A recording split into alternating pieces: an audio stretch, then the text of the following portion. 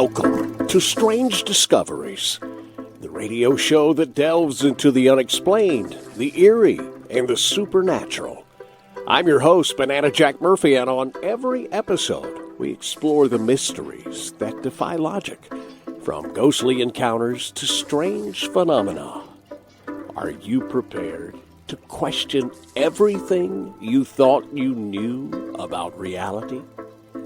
If so, let's get started.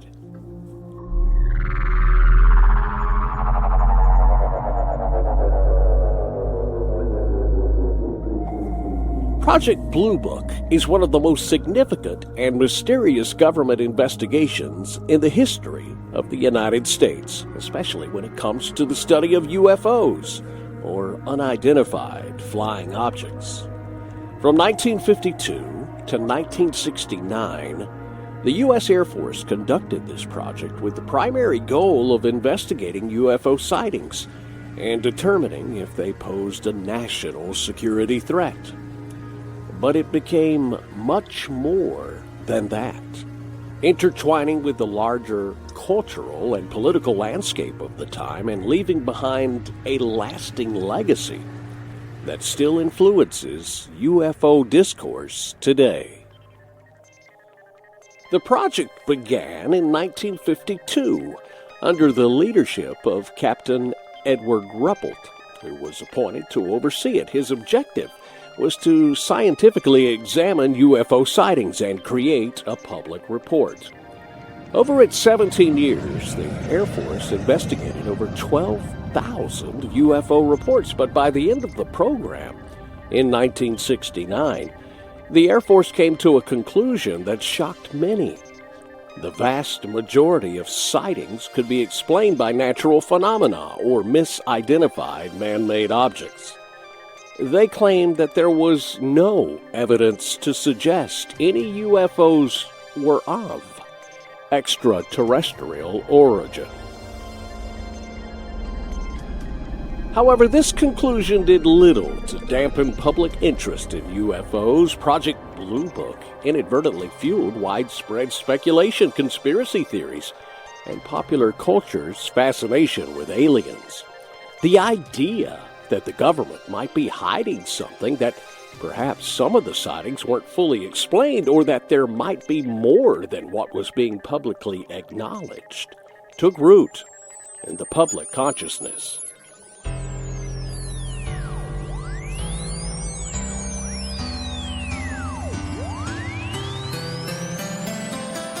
One of the most fascinating aspects of Project Blue Book is how it captured the intersection of government transparency, science, and the unknown. On one hand, there was a genuine scientific approach with trained investigators looking into the evidence. But on the other hand, the project was shrouded in secrecy. Many have argued that Blue Book was not merely about scientific inquiry, but more about managing public perception and preventing widespread panic during a time when the Cold War and the fear of Soviet advancements were at their peak. The public's appetite for UFO-related phenomena was already growing in the post-World War II era, and reports of sightings, like the famous 1947 Roswell incident, had already made headlines. Project Blue Book, therefore, was a response to those stories, but it also fueled further interest. Today, its legacy is a mixed bag. On the one hand, the project helped debunk many of the myths and misunderstandings surrounding UFO sightings. On the other hand, it also left lingering questions about government involvement and cover-ups that remain unanswered. The truth, as it stands, is likely still out there. In recent years, renewed interest in UFOs has been sparked by the release of declassified military videos showing unidentified aerial phenomena. As a result, Project Blue Book has become a touchstone for the ongoing conversation about what's really out there and whether the government's true involvement in UFO research has ever fully been revealed. Ultimately, whether you see Project Blue Book as an honest attempt at uncovering the truth or a well-orchestrated cover-up, one thing is clear. It captured the imagination of an entire generation, and its impact continues to reverberate today. The search for answers about the unknown persists, and perhaps in time, we'll make some strange discoveries about what was uncovered all those decades ago.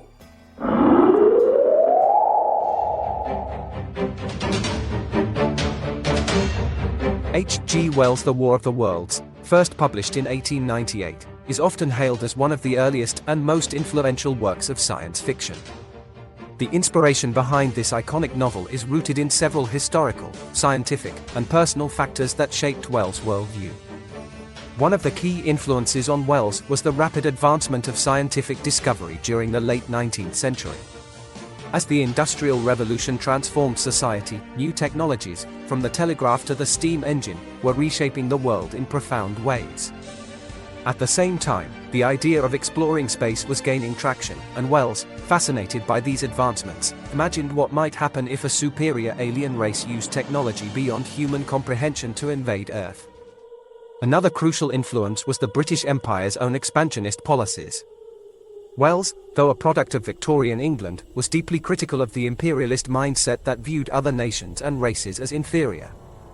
The War of the Worlds reflects this, with the Martians acting as a metaphor for the invasive, dehumanizing force of colonization. Just as the British Empire dominated and exploited indigenous populations across the globe, the Martians, with their technological superiority, subjugate the helpless humans they encounter. Additionally, Wells was influenced by Darwinian ideas of evolution, which were gaining prominence at the time. The Martians, with their cold, calculating, and highly evolved nature, seemed to embody the concept of survival of the fittest, challenging human beings who, in Wells' view, were still grappling with their place in the natural world. Through The War of the Worlds, Wells didn't just write a thrilling tale of alien invasion, but used the framework of science fiction to explore themes of survival, imperialism, and the fragility of human civilization in the face of an uncontrollable, outside force. It's a timeless reflection on the human condition and our fear of being overpowered by forces we can't comprehend or resist.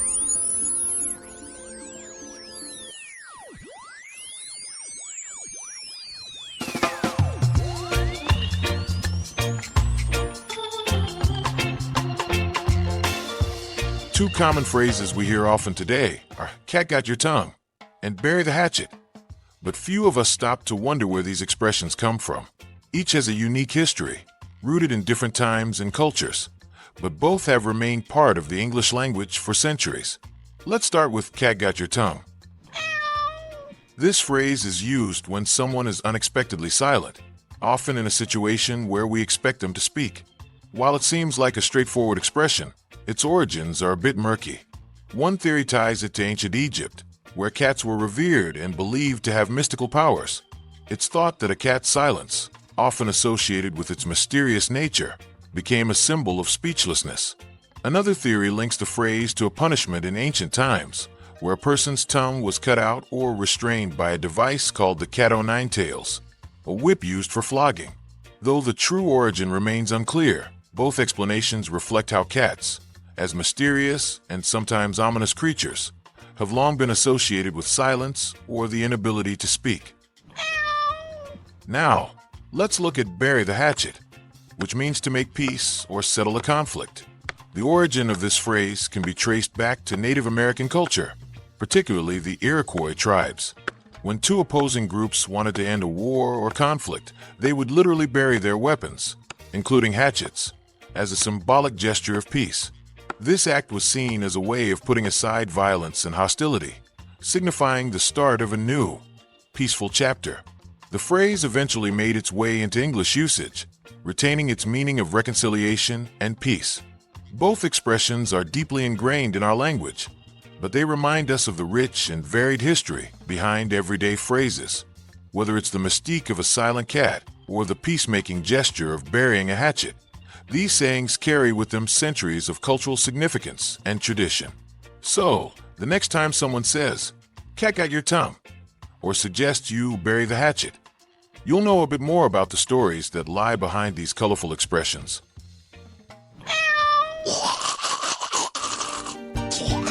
In the heart of Lancaster County, Pennsylvania, nestled in the picturesque hills and dense woodlands, a mysterious creature has captured the imaginations of locals and paranormal enthusiasts alike: the Albatwitch. While the name might sound unusual or even otherworldly, the Albatwitch is a creature that has been part of regional folklore for generations. Its story is deeply entwined with the natural beauty of this area, as well as the strange happenings that have been reported by those who venture into the forests. The Albatwitch, sometimes referred to as apple snitch, is described as a small ape-like creature standing about 3 to 4 feet tall, covered in dark fur and possessing an agile, almost mischievous nature. The name Albatwitch is thought to be a fusion of apple and witch, referencing the creature's reported love for apples and its tendency to swipe them from local orchards. Early reports suggest that it would stealthily steal apples from unsuspecting farmers, often evading capture and disappearing into the thick woods of the region. While its behavior is somewhat playful, there's also an eerie edge to the Albatwitch legend. Sightings of the creature date back to the late 1800s, and they often describe an elusive creature that's more often heard than seen, rustling through the trees, leaving behind strange footprints, or being glimpsed for just a fleeting moment. The fact that the Albatwitch is so difficult to track has led many to speculate about its true nature. Is it an undiscovered species of primate? A relic from prehistoric times? Or perhaps, as some suggest, it's something more supernatural, a spirit or mythical creature tied to the land itself. What sets the Albatwitch apart from other cryptids like Bigfoot is its relative obscurity. Unlike the widely recognized Sasquatch, which has become a pop culture phenomenon, the Albatwitch has largely remained a local legend. It's an enigma that's seldom mentioned outside the county, but for those who live in Lancaster and surrounding areas, it holds a special place in the region's folklore. The creature's reclusive nature and penchant for apples have earned it a reputation as something of a mischievous trickster, not unlike a forest-dwelling gremlin. The Albatwitch is particularly associated with the woods surrounding the Susquehanna River, an area filled with both natural beauty and a sense of mystery. This area is in and around Chickies Rock, which rises 100 feet above the river in the Chickies Rock County Park. Many who have ventured into these woods report strange sounds or a sense of being watched, fueling the belief that the creature may still be lurking just out of sight, maintaining its age-old connection with the land, especially around Chickies Ridge. Over the years, interest in the Albatwitch has grown, with occasional sightings and reports from hikers and campers who claim to have encountered the creature or heard its distinctive calls. Despite the lack of concrete evidence or a body to definitively prove its existence, the Albatwitch endures as one of Pennsylvania's most charming and mysterious legends. What makes the story of the Albatwitch so compelling is how it embodies the unknown and the untamed aspects of nature. It's a creature that eludes simple explanation, much like the dense forests and winding paths of Lancaster County itself. Is it merely a tale spun by locals, a product of overactive imaginations and the thrill of a good story, or is there something truly extraordinary lurking in the shadows of these woods? Perhaps this is nothing more than a well-orchestrated snipe hunt. In the end, the Albatwitch remains an enduring symbol of the mysteries that lie just beyond our understanding. It's a reminder that sometimes, the real treasures of folklore are those that live in the spaces between certainty and doubt. So, the next time you find yourself walking through the dense woods of Lancaster County, keep an eye out. You just might catch a glimpse of the Albatwitch, the mischievous cryptid of Pennsylvania's wilderness.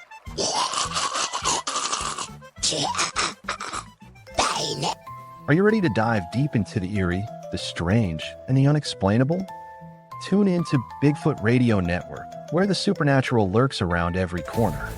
Get your chills with Scarycast. Explore the shadows with Weird Darkness on the network that brings you the best in spooky entertainment. Banana Jack Murphy Productions welcomes you to Bigfoot Radio Network, your #1 station for scary stuff and lots of fun. Are you brave enough to listen?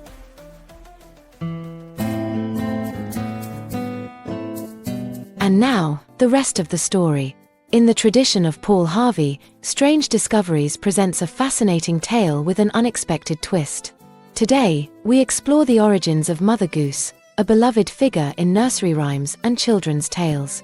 But what if we told you that behind the warm, whimsical image of Mother Goose lies a satirical commentary on British royalty? Stay tuned as we uncover the untold story of how this iconic character was, in fact, a clever critique of the monarchy. And now, the rest of the story. Hey diddle diddle, the cat and the fiddle, the cow jumped over the moon. The little dog laughed to see such sport, and the dish ran away with the spoon. Well, now that rhyme is not nearly so nonsensical as you think. But that, well, that is the rest of the story.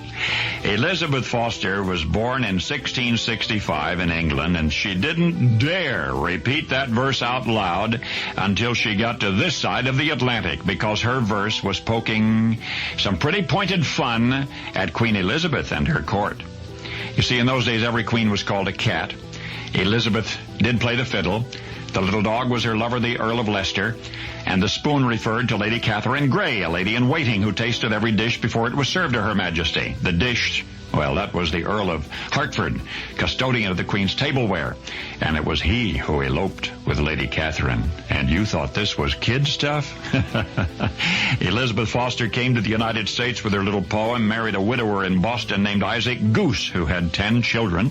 Elizabeth became Mother Goose, that's right, to 10 children, and for the amusement of her 10 stepchildren, Mrs. Goose recited other little verses, which she had brought from England or written en route. The one about Mary, Mary, quite contrary, that referred to Mary, Queen of Scots. King George was Georgie Porgy, who kissed the girls and made them cry.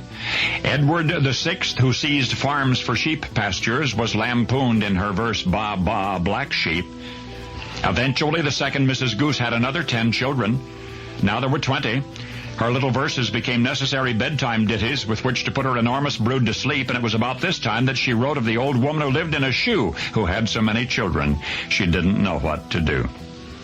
And yet the rhymes, which are now so familiar, might never have been heard outside the nursery, except that one day, while Mrs. Goose was still cooing verses to the most recent offspring, some of the earlier ones were ripening for marriage, and there appeared upon the scene one Thomas Fleet from Shropshire, England, and he wooed and won one of the Goose daughters. But he, a staunch Tory, did not like the way Mrs. Goose poked fun at the crown, and eventually his antagonism mounted to a fury, and he sought in callous ire to brand her publicly. Now, Fleet was a printer. So in 1719, he copied down those verses and he published them in a pamphlet referring to the author as Old Mother Goose. In this way, he sought to alienate all of the Back Bay from his stepmother-in-law. This young Fleet was certain would silence her impertinence forever. But to Fleet's dismay, the pamphlet was praised. Everybody wanted a copy. Instead of demanding the author's scalp, they demanded a second printing. And Mother Goose will have an audience for as long as there are children. Though it was certainly not for children that she wrote needles and pins, when a man marries, his troubles begin. That reference was to Henry VIII and his fifth wife, Catherine Howard, who introduced pins from France before she lost her head. Soon husbands had to provide their wives with special allowances for this luxury, and that's when the phrase pin money was injected into our language. Oh, yes, these lines, each concealing some sharp barb, these verses designed to unstuff the pompous politicians and expose the royal scandals, became nursery rhymes. They became nursery rhymes because a printer named Thomas Fleet deliberately tried to discredit his stepmother-in-law and immortalized her instead. And now you know the rest of the story. What started as a simple figure in children's folklore turned out to be a subtle satire aimed at the British monarchy, blending whimsy with a bit of sharp wit. A hidden commentary on power and tradition, wrapped in rhyme and playful rhyme. Thank you for joining us for another tale on Strange Discoveries, where there's always more to the story than meets the eye.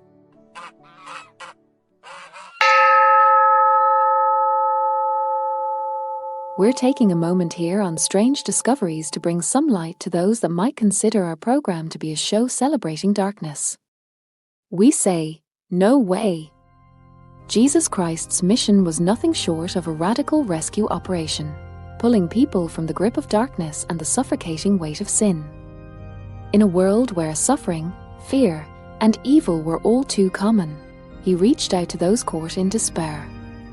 He didn't shy away from embracing the broken, the outcasts, or the lost souls burdened by evil things, whether it was sickness, addiction, hatred, or shame. With compassion, he offered forgiveness, hope, and a way out of the darkness.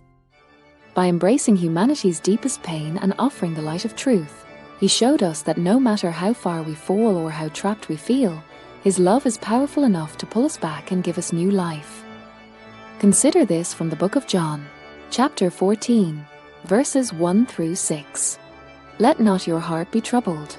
You believe in God, believe also in me. In my Father's house are many mansions. If it were not so, I would have told you. I go to prepare a place for you. And if I go and prepare a place for you, I will come again and receive you to myself, that where I am, there you may be also. And where I go you know, and the way you know. Thomas said to him, Lord, we do not know where you are going, and how can we know the way? Jesus said to him, I am the way, the truth, and the life. No one comes to the Father except through me. If you're dealing with darkness in your life, we suggest acquiring a copy of the Holy Bible. Next, seek out a Bible-believing church. Embrace the gospel. The darkness will dissipate. Our prayer is that all that enjoy our show discover the power of a personal relationship with our Lord and Savior Jesus Christ.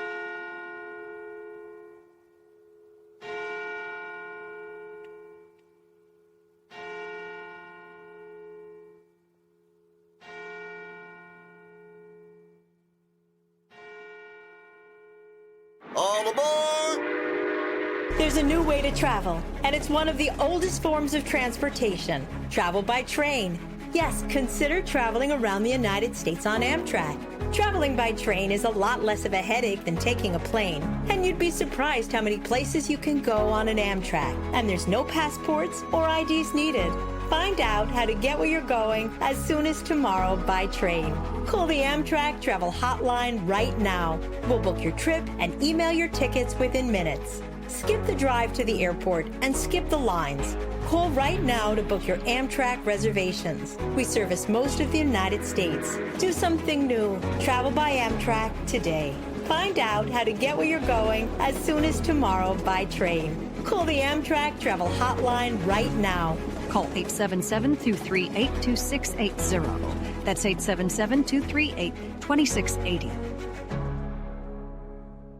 People ask all the time, who the heck is Low Cost Airlines? Well, we're not just one airline. When you're talking to us, you're talking to everyone. We are the discount supermarket for all airline tickets. Plus, we have all the airlines and always have the best prices. American, Delta, United, plus all the specialized international airlines, and a lot more. And we make it easy. We guarantee you'll talk to a live human in 60 seconds. You can have the rates you need and have your trip booked in 5 minutes. Now, how cool is that? And remember, when you're talking to us, it's like talking to every single airline available with one fast phone call. All you need to do is call and find the best prices to fly wherever it is you want to go. So are you ready? Call Low Cost Airlines right now. Call 855-679-8173. That's 855-679-8173. Again, 855-679-8173.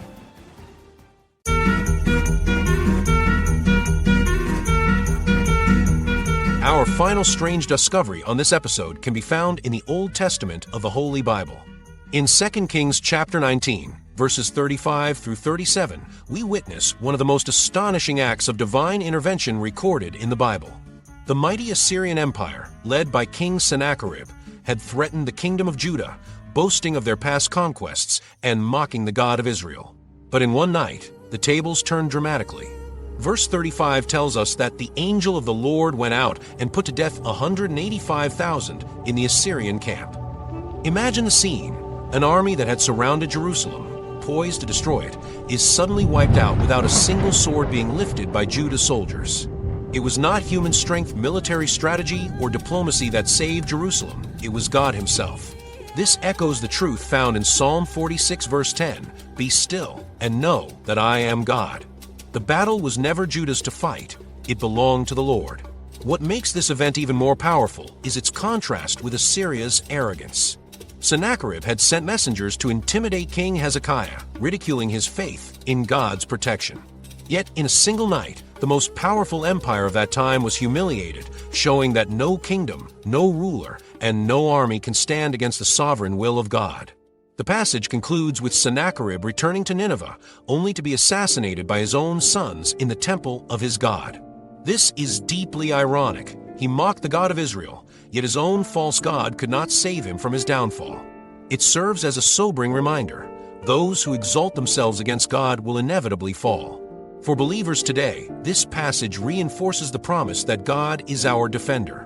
When the enemy seems overwhelming, when fear grips us, we can trust that the same God who delivered Jerusalem still reigns. He may not always act in the dramatic fashion we see here, but his power, justice, and faithfulness remain unchanged. The message is clear. Trust in the Lord, for he alone is sovereign over the nations, the battles, and our lives. Once more on this program, based upon supernatural happenings, we share that many of the strangest discoveries can be found within the pages in the Holy Bible. God bless.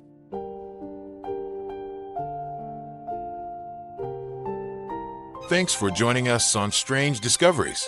If you'd like to learn more about our program and check out our archives of past shows, then visit StrangeDiscoveries.com. Strange Discoveries is produced in the studios of the Bigfoot Radio Network and is copyrighted by Banana Jack Murphy Productions. All rights reserved. From the towering forests where Bigfoot may roam, to the skies where unidentified crafts defy all logic, this is the place where we unravel the unexplained, one strange discovery at a time.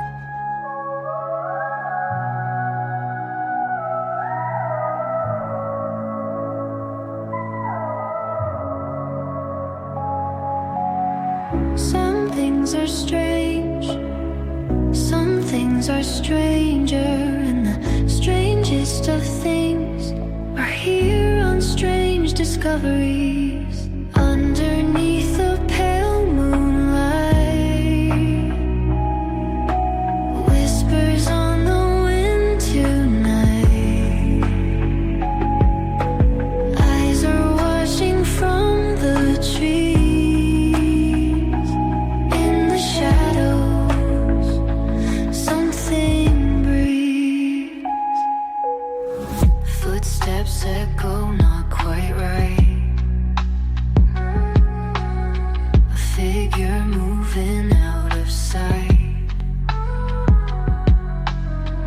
Is it real or just a dream? The truth's not always what it seems. Welcome to Strange Discoveries. Bigfoot could be hiding in the trees. UFOs are in the sky. What is truth? What is the lie? Strange discoveries call your name. In a world where nothing's quite the same, the answers hide, but we're on the case. On the trail of the unknown we'll chase. Strange discoveries. Shining the light on the darkness. Strange discoveries.